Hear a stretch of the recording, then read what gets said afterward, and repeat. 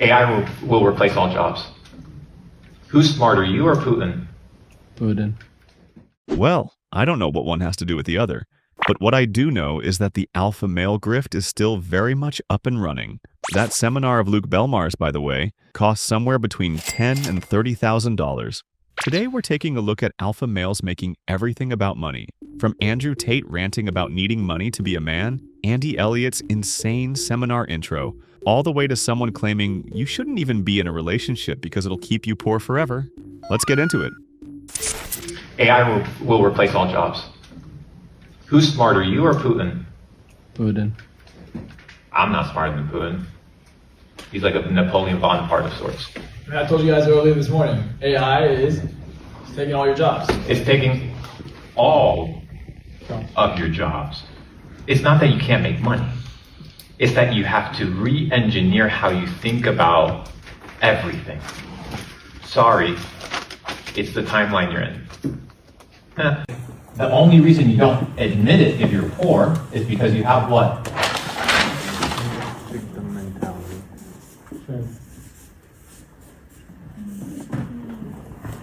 Shame. And how do you get shame? When you're doing the things that you're not supposed to do. Honestly, that take isn't even that bad on its own. But imagine paying 5 figures to sit in a seminar and hear Putin is the modern Napoleon, AI is replacing your job, and then getting that smile after every sentence like he just discovered electricity. The smile. Every time. Like he's reinventing the wheel with each sentence. I genuinely don't know how people sit through a full seminar of that. Now, if he's actually teaching something valuable in there and people walk out satisfied and better off, that's good. No issue with that.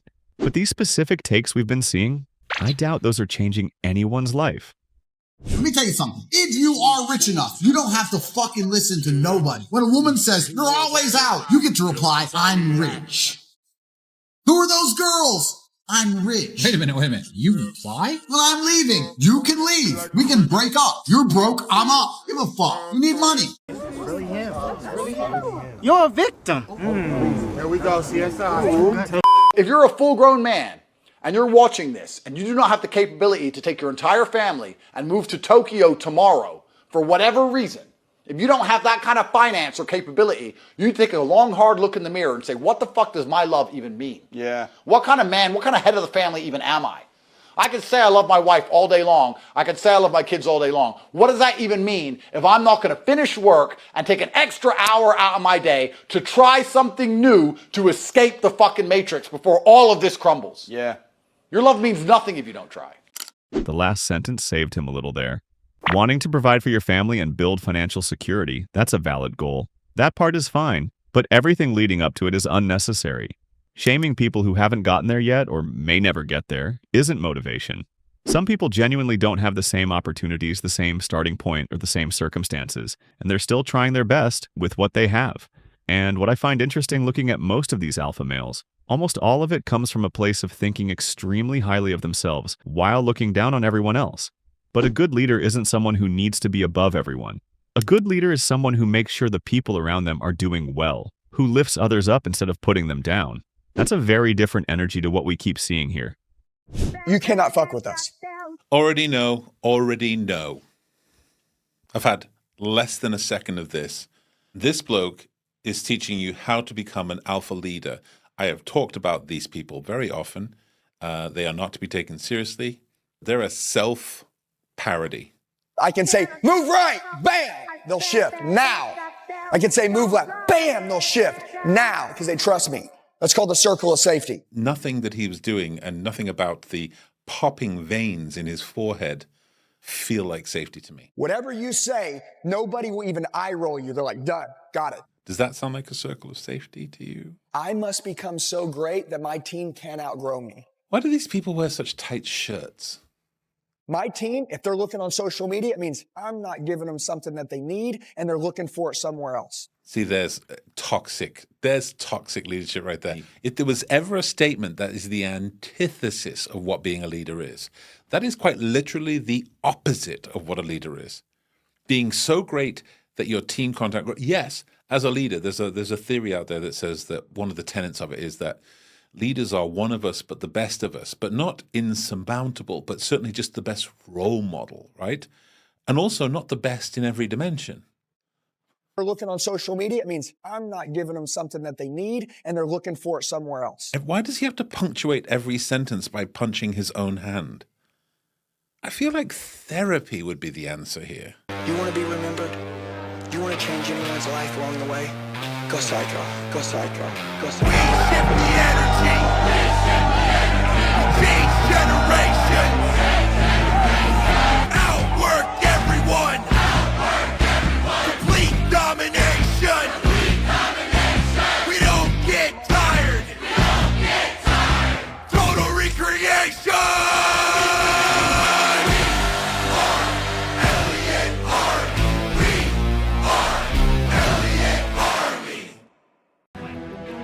Oh, hell no! Yeah, is this Mo? Yes. Hey, Mo. I was calling. There was a 2016. It looks like it was a Honda Odyssey you guys have for sale. Do you guys still have that? Hold on 1 second. Let me get to the. Let's lead them on and get them excited, and then we'll hit them with the objection. Yeah, it's going to be PH 25261. Let's get them all excited. We got it.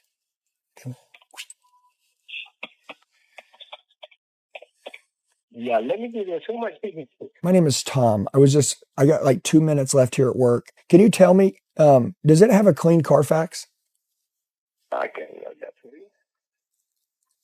So we've already pulled the Carfax and we know it's had a minor accident. We want to see what he says, and then we want to see how he handles the objection. Minor Carfax is not a problem. I'm going to smoke this guy. Damage report, and it's minor. It looks like maybe the bumper or something in the back. How many accidents has it been in? It shows you have 3 damage reports. 3 damage reports. Wow. But when it's minor like that, it could be anything.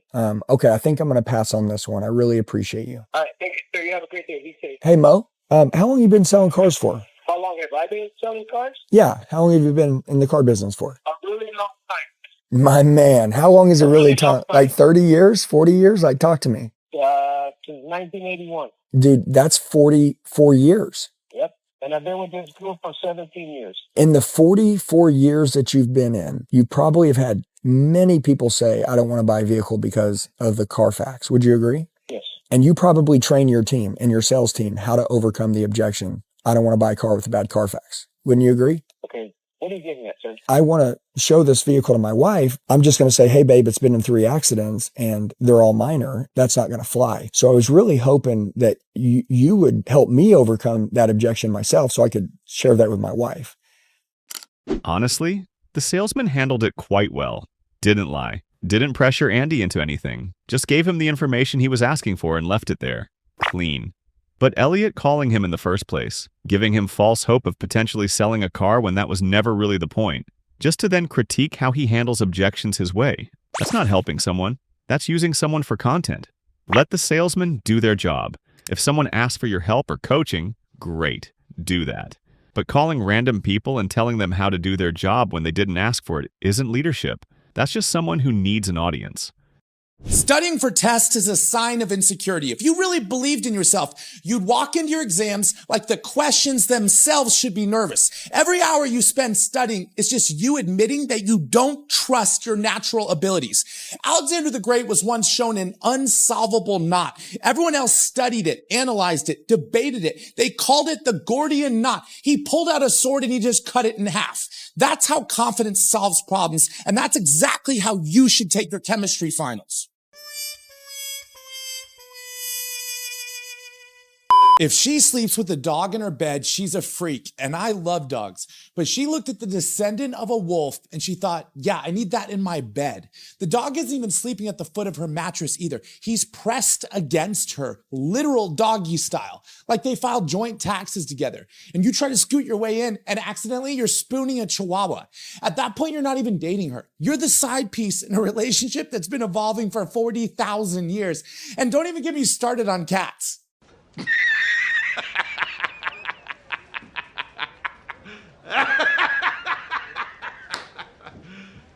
You serious?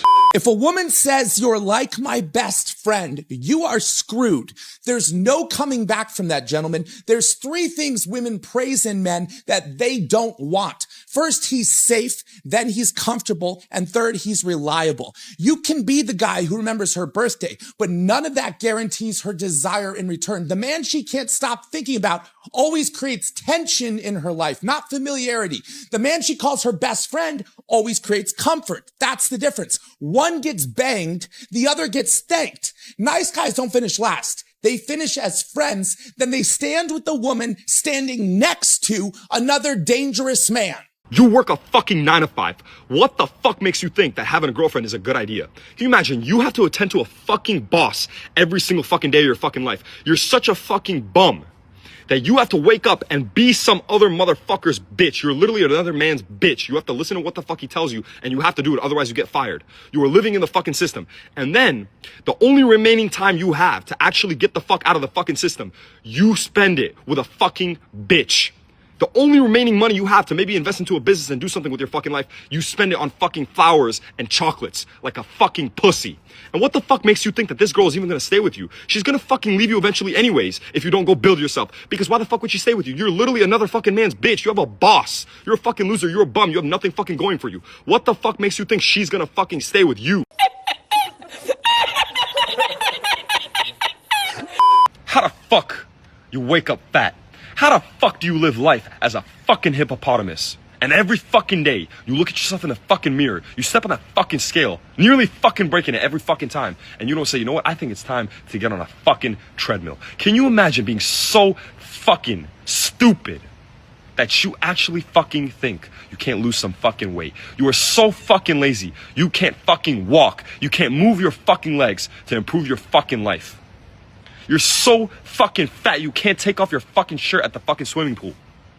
You're afraid to fucking take off a fucking shirt. How the fuck do you live with yourself every fucking day knowing that you're fucking obese? You motherfuckers are a bunch of fucking idiots. And let me tell you, anyone who's out of shape is unable and incapable of achieving fucking shit in life. Because if you can't fucking move your legs to burn some fucking calories and fucking get in fucking shape, you can't fucking do anything. My nigga, chill. Yeah, hold up. Yo, wait, if I was 25 years old, I would go to college. Elon Musk even says he wouldn't go to college. Every bad habit I learned in my life was learned in a college. I wouldn't say that for my life, but we ain't interviewing you. That's right.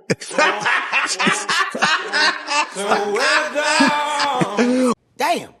I don't want to go to the gym. I must go to the gym.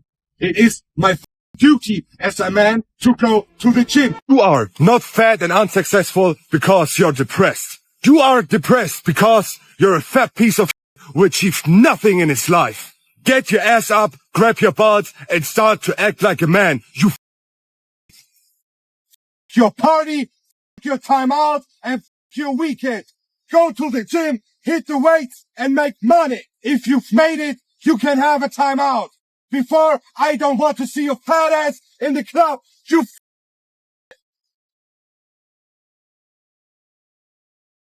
Your breath stinks. Just shut up. Your breath stinks. Just shut up. You have a name to make. I don't care about my name. It's not just your name, sir. It's your father's name. It's all that's left of you. Imagine sitting in your car by yourself on a Friday night thinking, this is going to be a fire post. I don't go clubbing either. It gives me nothing I actually want, so I just don't do it. Simple as that. But the people going out on a Friday night are not my competition. That's just lame.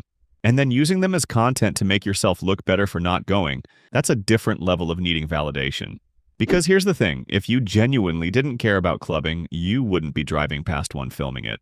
The fact that you made a whole video about it shows you still care, and probably feel some kind of resentment towards the people who are out there enjoying themselves while you're sitting in your car making content about why you're better than them.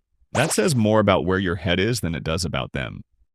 Alpha, a guy who actually puts himself first and makes the woman feel as if he is actually a high value man that she would want to pursue. This is a mindset. This is not, oh, I'm 6'6", I'm 220 pounds chiseled muscle with a six pack and I have $20 million.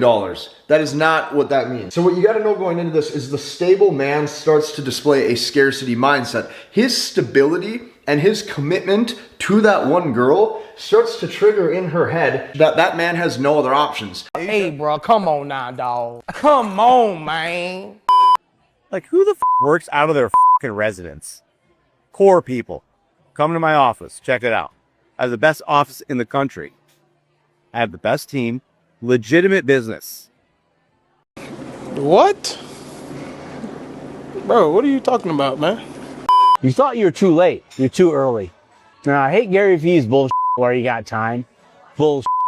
You're 15, get rich. 20, get rich. 25, get rich. Figure your life out. You figure your life out. Get rich. Get rich. I don't care if you're 4 years old. Get rich. You ain't got a lot of time. Time is not granted. Don't tell people they got time. You don't know that. The time point, I actually agree with. Nobody can promise you'll see tomorrow. That's worth sitting with. But his conclusion from it is where I'd push back. You don't know if there's a tomorrow, so get rich? I'd say the opposite. You don't know if there's a tomorrow, so enjoy the moment. Be present, actually live it. And that ties back to everything we saw in this video today. Alpha males constantly selling you on the idea that getting rich is the #1 priority and everything else is a distraction or a waste. And look, I'm not against money. I want financial stability too. A house, a good situation, being able to take care of the people around me. That's a valid goal and I'd encourage it if that's what you want. But what I don't encourage is making getting rich the only thing that matters. Constantly chasing it at the expense of everything else. You don't need millions to live well. You don't need a business to be a good man or take care of your family. You can have less than $1,000 to your name and still find genuine joy in your life. Follow your own path. Try things out. See what actually fits you. If building a business and getting rich is what drives you, go for it. If you want to travel and live in the moment, do that. Just make sure what you're doing actually lines up with what you genuinely want and enjoy the moment along the way. Things will get hard. That's normal. That's life. But if you reach a point where nothing brings you joy anymore, that's not worth any amount of money. Maybe just try something else. Take care of yourselves out there.